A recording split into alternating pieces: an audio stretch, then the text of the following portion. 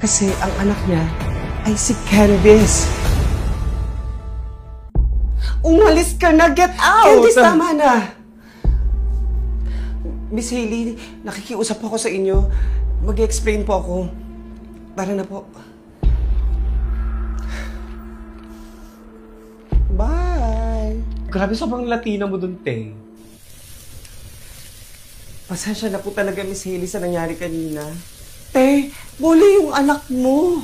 Tapos, gusto pa niya akong palaya sa sarili kong bahay? Patawag ko kaya yung mga pulis. Nakikiusap po ako, Miss Hailey. Please, wag na po kayo magpatawag ng pulis. Gusto ko lang naman po maging masaya siya sa birthday niya. Pero kailangan tong malaman ng papa. Please po, Miss Hailey, wag po. Baka po matanggal po ako sa trabaho eh. Pag natanggal po ako sa trabaho, baka sa kalsada na lang po kami tumira.